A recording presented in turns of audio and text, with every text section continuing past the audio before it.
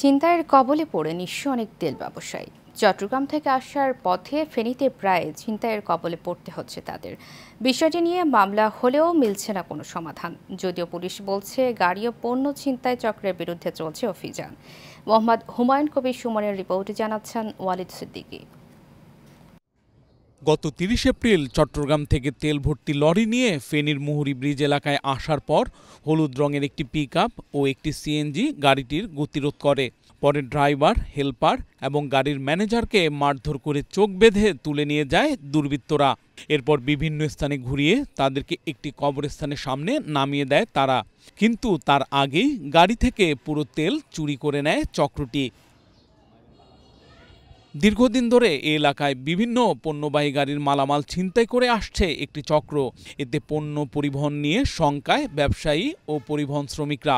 মুহুরী পার হওয়ার পরে একটা হলুদ পিকআপ এসে আমার অ্যাটাক করার পরে আমার নেমে বলতে তুই বিষয়ে অ্যাক্সিডেন্ট করে আসছস।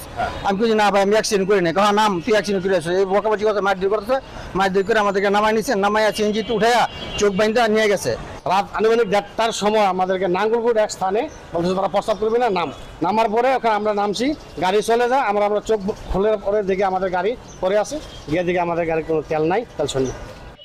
আমি ওদের সাথে যুদ্ধ করে আমি মহিপাল পুলিশ ইয়াতে আমি গাড়ি ঢুকেছিলাম। ফেনী রোডটা এখন খুবই ডেঞ্জার হয়ে গেছে।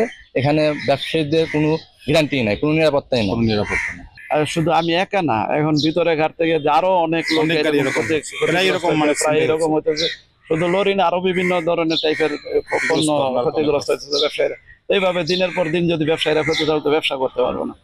এদিকে তেল ছিনতাইয়ের ঘটনায় ফেনী মডেল থানায় একটি মামলা হয়েছে।